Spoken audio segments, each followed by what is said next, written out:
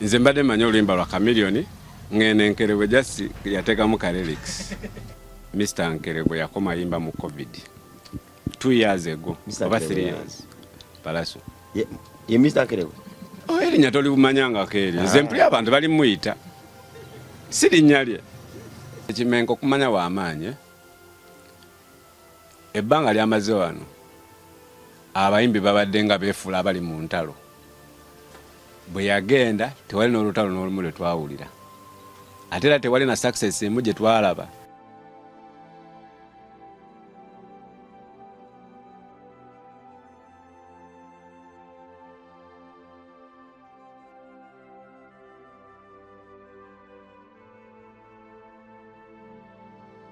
Amanya bampita Mitani Krabongo barima Sam ku MR Live n'olero kwendi.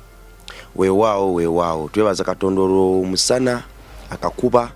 n'ebirala ne waggulu wa byonna katumwebaze nga twegasse wamu olw'ekirabo ky'obulamu kyatuwadde ekitaliko bbanja ewatali ndagaano n'emu gye twawandiika naye tukyali balamu bwe tulaba tukyabitegeera bwe tukyayimira tukyakola amakulu ne waggulu wa byonna tukyaweereza ensi yaffe. Nkomyewo ne muganda wange Profete oba Mosikani oluvannyuma lw'okuwera ebyavudde mu kuwera byalaze nti omukulu yakomeddewo mu kampowooze n'abajja ensi gyafiriizinga ekisaawe kyakwata omuliro airport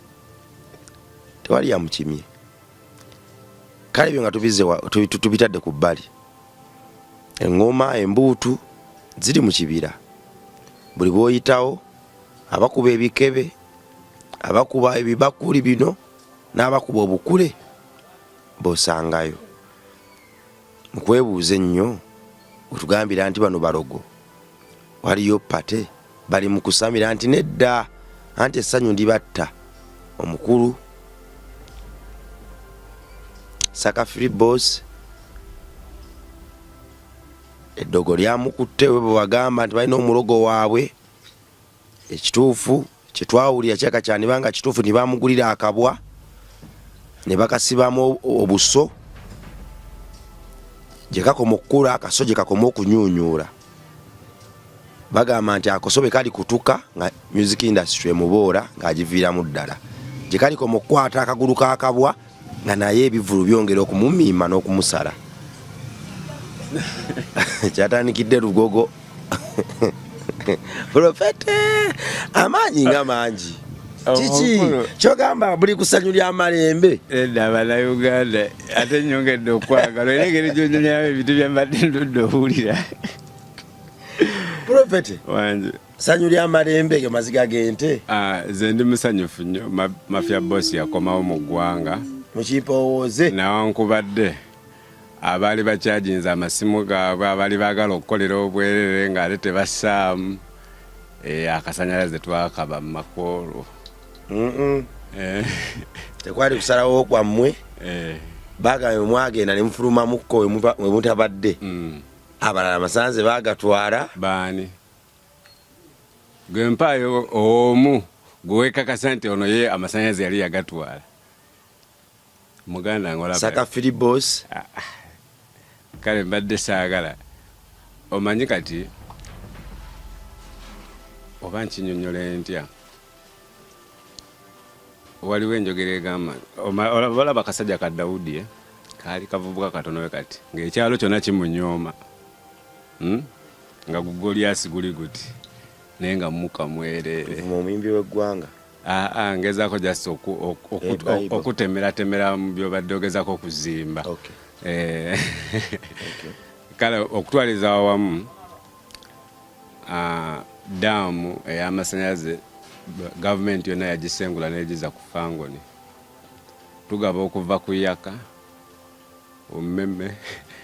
bwe kyomanya buli kika kisanyalaze ate oba ne bana babayita bana aba satellite obusanyalaze obw'enjuba nabo tubugaba paliwo omuntu yaŋŋambye ate naye wekipima kyalibanga kituufu nti ekyatwala Fangoni Boss e Nairobi afulumemu yali akuba kivulu kya Palaso indirect nti kuba waliwo yamubuusa nti bonaabo kyali mu ggwanga Palaso agenda kufuba okukoleyako amawulire okwayipinga ekivulu kye kati oli bamugamba sooka weetegulemu anti kati era amazima gali nti buli kati wano mu ggwanga lino lyonna kati saa zino sofa abayimbi bonna baagala okuba ku hit emmundu bagitunuza ku kibira kuba we wali omukisa gwokka ate omukulu yabakkiriza osobola okujja mu bulungi oba mu bubi sikuyinaako buki gwe kasoba ng'okifunamu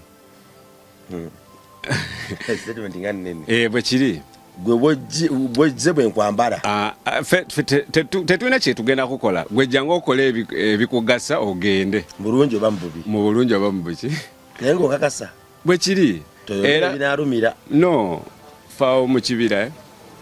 bazze bakola ebintu bingi nze ngambira banze omaye mbaawo Fangoni DPC amateeka nga kukwatira ddala ku Fangoni kati mbeerawo nga mbalaba bayaye bagezaako omaye ekyamazima abantu kyebeerabidde omanyi nze nakola research ekyamazima abantu b'oku nsi tebakkirizangako omutume wa Katonda kasa bamanya nti ono atumiddwa Katonda batandikirawo kulwana sikitegedde anti tutandikira ku ba Dawudi ba Samwiri obajjukira bakabaka Nabukaduneza wano Farawo ng'atwala Musa emisinde lwaki yali mutume wa Katonda kuba abantu bamanyi Katonda kyayagala Katonda ayagala eddembe eryo ery'okumutima ate abantu bo tebali kugumiikirize obwo obudde olaba metaniki kati wano woolye olina byoyagala okuba nabyo naye obudde bugamba tonnatuusa naye nga gwe nga gw'olinako byokola byenjagala byeweegwanyiza ngamba singa nkola kyonna kino naye ye mukulu time agamba kakkana relax ani mutume of course essaawa zino mu ggwanga oli ku MR live kati kiri bwe kiti ogatte bya Kaisaali kiri bwe kiti essaawa zino obujulizi obuliwo obutonotono obukakasa omutume ali ogwo Kimenke obujulizi bwonna bwe babukuŋŋaanyiriza mu kamuseum kalaze nti mu Uganda ali omu twafunamu omutume owa ddala so ye Saint Alien Skin okategeera izegola mwambala zezibawaga kati ate olaba byoyogera olaba eno t-shirt nze nina t-shirt zange abantu ze bambala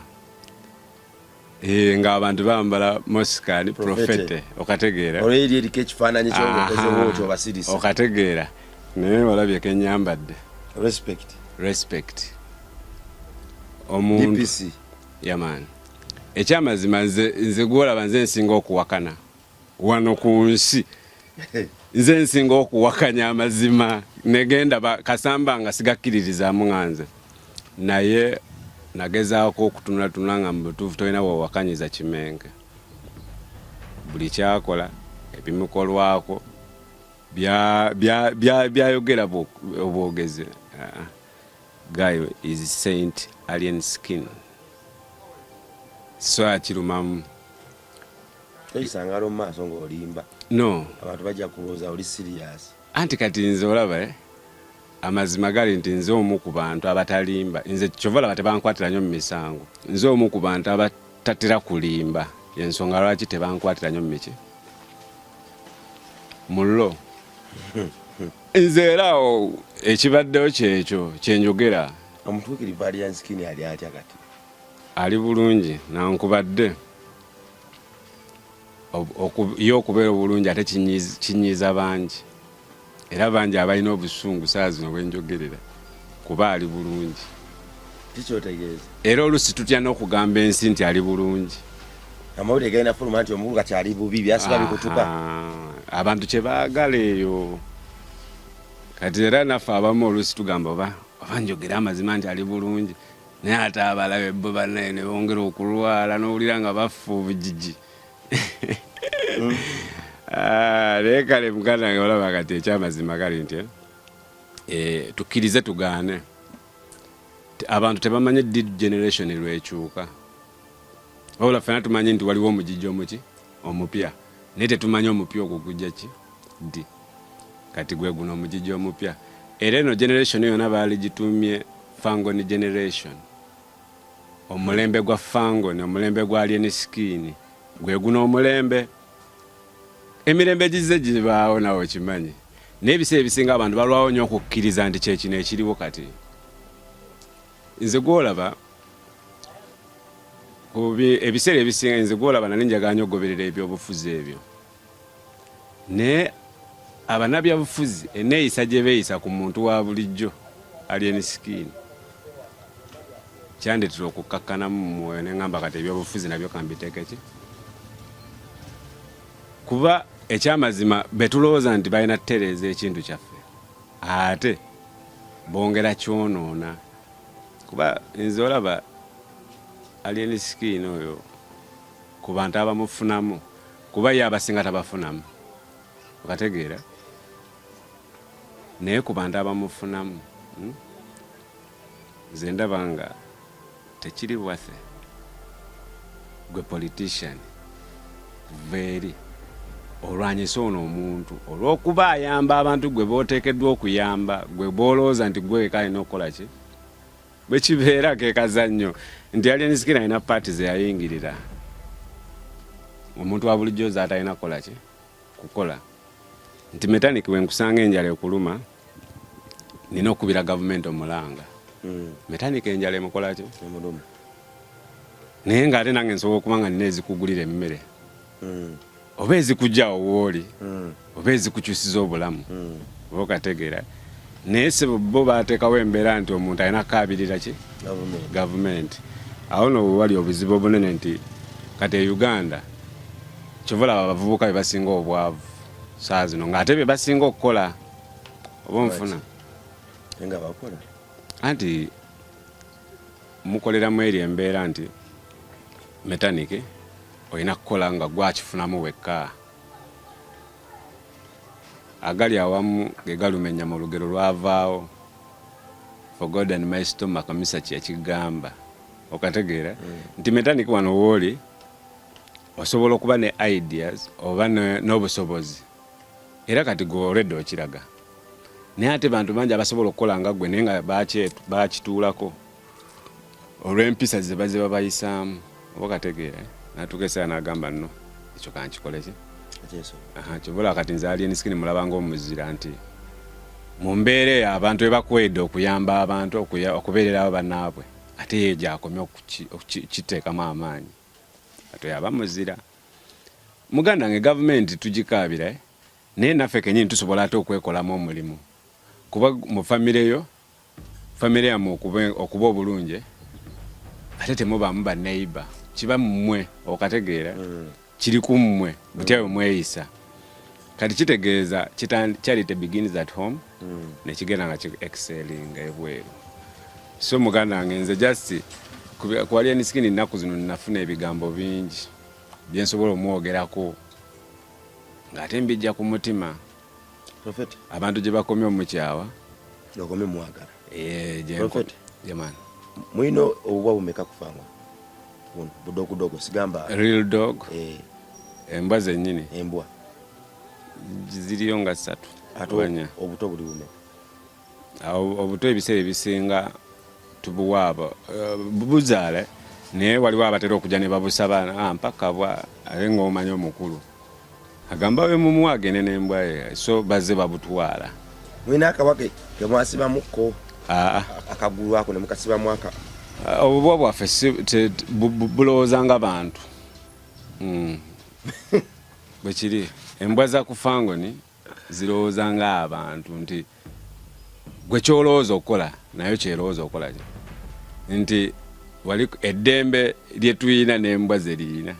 nekyenyinza okugamba temulina akabwake mwasibamukko kaso nga mukakolako ebyeddogo nga waliwo omukolo gugenda maaso saidi ewamu naye olaba ekyamazima amasitaani kati olaba metalika ekyo kyombuuziza ekyamazima bw'owulira omuntu akuwayiriza ebinyuma okireka oleka n'akuwayiriza gwe oba olaba ng'oli akuwayiriza byakuwayiriza binyuma muleke yensonga ki oluusi tugenda ne mu comedy store tusekemuku tuwa twa brown tuto mwatusibamu akaso nga omukulu bw'ayisa drive nga yemugamba kana akabwa kakamuwugula naye ndi musanyufu kuba ebyo ebigambo babyogera ate nze gyembeera so binyumira owulira ekivulu wagendayo ku kivulu ekivulu ki ekyassa ekyasaha sa palaso sissa olwedde obwakabaka bwakitangaza sissa saka free boys wagendayo kati nali siinayo ensonga yadde akasonga kayinza okuntwala eyo omanyi ebiseera ebisinga oba ogenda ku show y'abayimbi wabawo ensonga ekutwala ku show y'omuyimbi oluusi ekisooka endongoye byayambala enneeyisaaye kati nagenda obugatagata bambi ebyo byonna talinaako ndongo luyimba kipozi lwabadde alonkinga jeno kati levo kwali wajeno kale tugenda kulaba kale guno omwaka kale tugende kale bya jeno naye guno omwaka yabadde muyimbi okitegeere wakati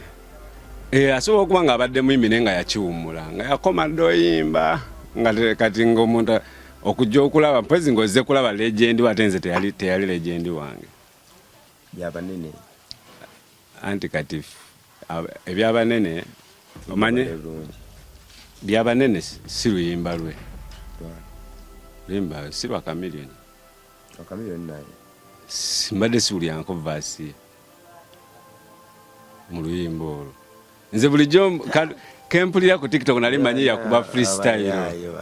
mullo nze nali manyi yakuba freestyle just mu luyimba lwa baabawe mullo wala nze mbadde simanyi nti olulimba gye luli olulamba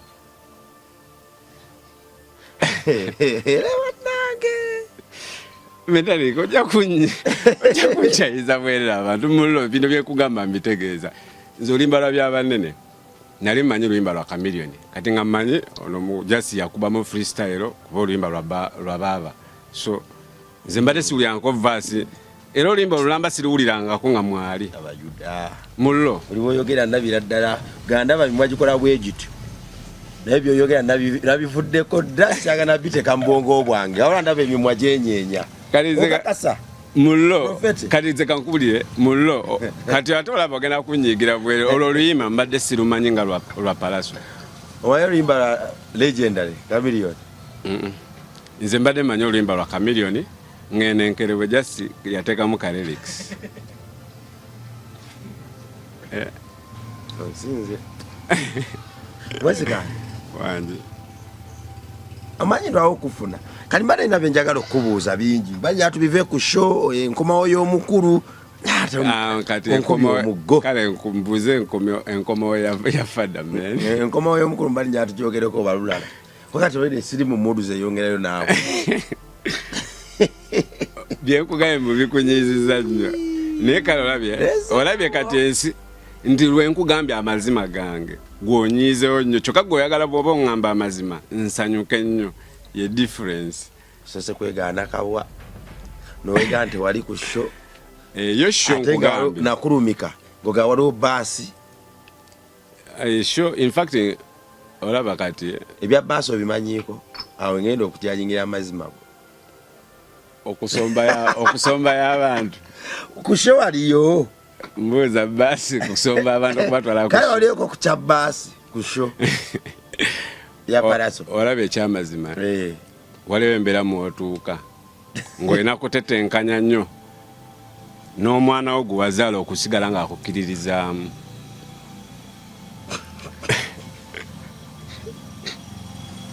kinnuma nnyo okuba nti abalira abatugobera tebategedde baasi kyetegeeza nalwaki kubuuza ekibuuzo ekyo kinnuma naye singa bategedde singa sho yawedde dda okakasa baasi zayita ne kufango nezijjawo balaba kati eri ku State House Fangoni tokyasobola kukolakolayo obuntuntu obwo twaziba ekkubo tetukyayagala buli omu kumala kakola ki kyajjawo naye nga ku Salama Road n'ebitundu ebiriranyeewo baasi bazirengerako nga zirina we zisimbye abajulizi naddala kati nga nze DPC ninayo bano nketera ku kyalo gundi ninayo abakesi bange bantemyako kyekirendo kika nti tulina baasi zetulengera ng'ate zoolekera Jinja Road ate nga tezigenda suka na Kawa ne mbabuuza baasi kyezo nebagamba tulengeramu abantu abalabika okuba nga babakako okusanyuka babeere mu vibe kale bino byekugamba si byange bya Musasi omusasi ye mwesigwa aba yabikubawo bukubi kusanyusa abantu byali asakira toyinza kugamba muntu nti Musasi wo nga tomwesiga gavumenti eyinza kutuma kubega nga tekwesiga Prophet wanjisebo Fangoni egamba ki Fangoni nga bwe nagambye etebenkedde tutya kati okugamba abantu embeera mwe tuli kuba kibaluma okuba nga tuli bulungi kati so Fangoni kati essanyu lyaffe kati either oba tulizingira mu kibanga nozinga essanyu lyo olifuwa bufu okitegeera kwegaba n'ofuwa essanyu lyo essanyu kati bwe tuweyisa kuba kati abantu batulemeseza okusanyuka abantu mwabagobayo bonna gwe tewalaba omukulu we yali e Kenya kumpi ayinza okuba yatambula buli bbaala gye yalowoozangako okugendako n'agenda n'anyumira ate n'avayo ng'ali safe naye wano e Uganda ne bwe tuba tuli ku geeti yaffe era babaawo essimu ekubwa waliwo effujjo erikolebwa wano kwegamba eddembe andi kati olaba ezenagamba effujjo erikolebwa wano nga bagamu abalikola nga muli mu geeti nga tuli ku geeti yaffe munda so kati just ffe tuli basanyufu nnyo nze ebiseera ebisinga kati olabira ku nze nti tuli bulungi nti nzija akamwenyo keeko essanyu dembe okategeera nga betalikirero onnyumidde owakanyiza amazima gange kyekisiiza okunnyumira ate noyongera okumpa obujulizi Prophet tubadde concept naye kyenewunyisiza ate okunekyusiza nga microphone kweno nekyusiza kati interview ebadde endala ate nonekyusiza anti bwe buzibu kati abantu abali abanda bati bategeera bulumi bwempulira ku mutima nate sirina bujulizi nti wekyusiza olaba bw'oyambala n'oteekamu ekisi mu nsawo abantu ba bulijjo bayinza obutamanya nti olinamu ekisi naye singa bakutunuza mu kuuma akakakaba tititititi oba tokyasobola kukweka mazima ode twatulidda mu kuuma kati bibadde byakugeresa kati byebino ebituufu by'oŋŋamba kuba amazima gali nti kati buno obujulizi bwenkuwa simanyi buyinza owangala emyaka nga 10 emirala nga nze siriiwo so saagala kulimba newe mba siriiwo njagala omuntu buli kyalaba agambe kagayi kali kwogera amazima banenga naye kimutuukako olaba ebiseera ebisinga buli bw'olwanyisa kati kanzireyo ku mulamu ogwa ddala buli bw'olwanyisa omutume wa Katonda nze nsoma ku basajja baze balwanyisa Katonda gye bawunzikidde ate olulala olaba ekyamazima waliwo okubanga omuntu nga ggwe obadde okola nnyo ne wabaawo okubanga ate ggwe munno yabadde akukolera kati ebiseera ebisinga kale nga tuzze ku ndongo ye Uganda ekyamazima Mr. Nkeregwe yakoma yimba mu COVID 2 years ago oba 3 years Palaso ye Mr. Nkeregwe erinnya tolibumanyanga keeri nze mpulira abantu bali muyita si linnya lye mullo nze mpulira nze mbeera okwo ku TikTok nga bamuyita kati abantu abasinga tubamanyidde ku TikTok si bwe kiri waliwo amanya ogeze gensoma ne gansesa busesa abantu bimuyita nze mpulira buli amukolako interview namba esinga muyita Mr. Nkerewe ba interview ne bamuyita Mr. Nkerewe anti kati nze ngwa ku short clip simanya gye batandikidde okweyita nze ngenda ogwa ku ka clip kakaliko so lwaki bamuyita Nkerewe sijja kulima nze sikimanyi sikasolo nze kati sijja kulima sijirabangako Nkerewe naye mpulira bakimuyita kati gwe ogamba nti kisolo dene ekyo ate kipya gyendi ova uvyeri noyita omuyimbi w'eggwanga ekintu kyotalinako na lwaki nkuyita mechanic oba nkyeyita kyekyo simple as that nze uje nkoma okuwulira nga ekyalo kino kyonna kikuyita mechanic mmanya nti lyerinnya lye naye ate gwe singa oŋŋamba ndi gwe mechanic nentukere nga bakuyita mukiibi era mmaliriza gwe gwendiddemu olukwe era ŋŋendera kuba nenkuyita mukiibi kuba bali baba bakumanyi nnyo okunsinga bwe kiri kale eyo tuveeyo nze siri mu lutalo era olutalo walutandikiddewo n'omwana omuntu akimanyi mboze wano ku pate ja sikubuzeeko biberenge na soda ko bugambo yoga eddogo lyakoze nze kisinga okunsanyusa abayimbi n'eddogo kati nze kankubye nina ebintu bitono nnyo ebinsanyusa nze si buli kimu nti kinsanyusa ebintu biri bitono nnyo ekisooka okubanga sikuyinaako obuzibu ekyo kinsanyusa nnyo nganze omuntu okubanga metaniki simuyinaako obuzibu ekirala ekinsanyusa kwe kubanga omuyimbi wange gwenkolera ennyimba talina buzibu naye omuyimbi wange gyakoma okuba n'ebizibu ntandika okunoonyereza buzibu buvuddewa naye mba mbadde sikunyiigirangako naye era nsobola okutegeeza nti kati gwe buzibu bwe yagenda e Kenya eddembe lyaliwo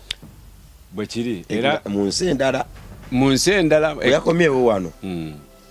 gwe wulira kati Kimenke okumanya w'amaanyi ebbanga lyamaze wano abayimbi babadde nga beefuula abali mu ntalo bwe yagenda tewali n'olutalo n'olumu lwe twawulira ate era tewali na success emu gye twalaba okategeera eri e Kenya gy'abadde anti yali atankula entalo bwe yava wano ne bitereera anti wulira bwe byaterera ne bakola ki bwe byaterera banga abantu bezza bujja kati batandise okwegwa mu bifuba kati kuva we yakomeyo yakoze eki wadde n'omuyimbi ogwanga erinnya mu Mr. Nkerewe ate ekyo lirinnya ly'olina tozoleya linnya ly'omuyaaya ate omuyaaya ajja kuwulira ng'ozoleya erinnya ate akunyiigire Esparaso ati kati Kimenke ye Kimenke alina amanya mangi Mulwana Patrick Kimenke Alien Skin abantu baba n'amanya nze Prophet nze Kemishi nze Moskani okategeera abantu bate baba n'amanya Kemishi made sirimanyi kati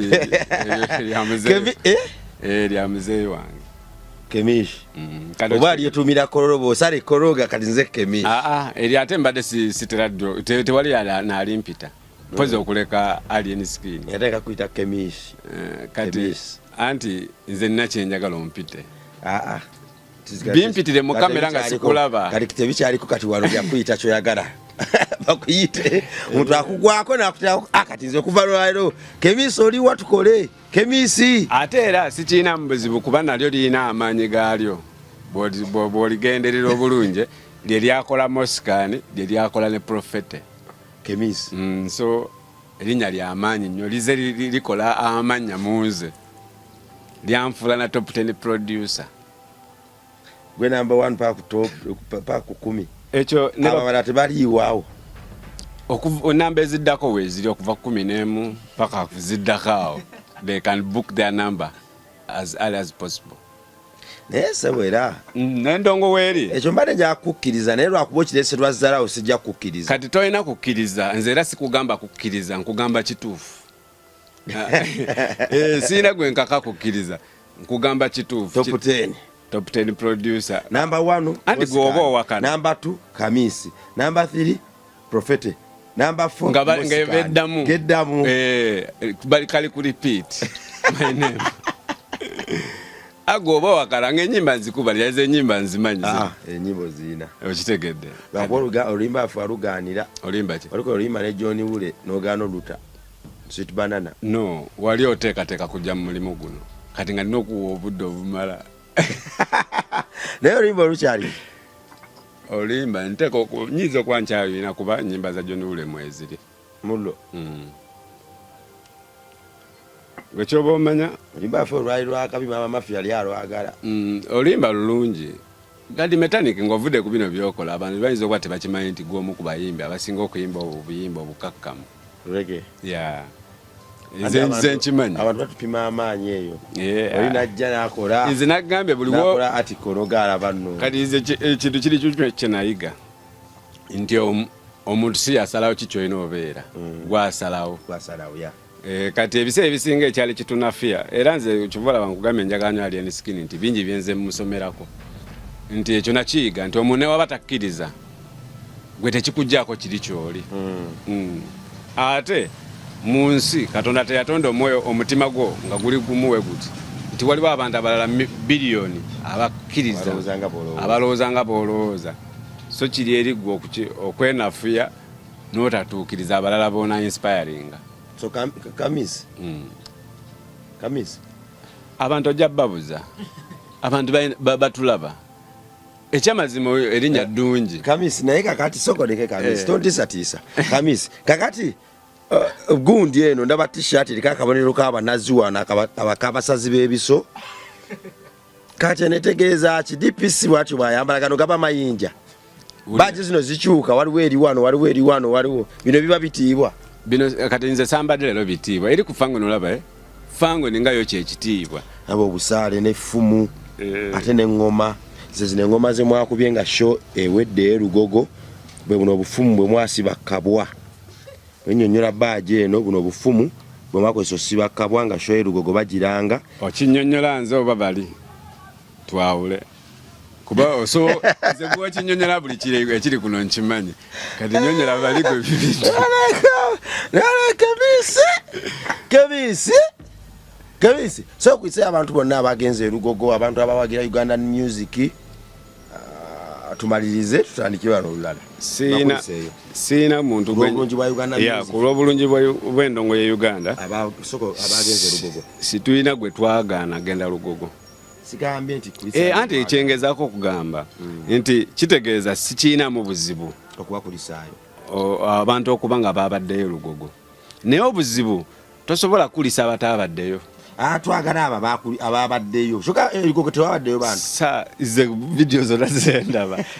ndabamu ba asha abategesi b'ebivulu ndabamu abasituzi b'ebyuma ndabamu kwegamba ndaba abakozi balina kola kweyo sho bendabako mu vidiyo zonna zenze ndaba ku for you yange so kati ate nkulisa abali balina okukolayo shene menedde sigakweyongera na Kemishi bairo twateseza twogere ku birala bwatuuse wano anfutyanse ngenzo bimuteeka mu byonna naddamu nakola bintu birala byokka olala oba gatusigale ku biwandiko bitunuze mu kamera abantu balabe kigenda okukola ngenda kufunayo ka blackboard bwe mba ngenda kukola n'omukulu profete tusookera ku kino ne tudda ku kino ne tudda ku kino ne tudda ku kino sebo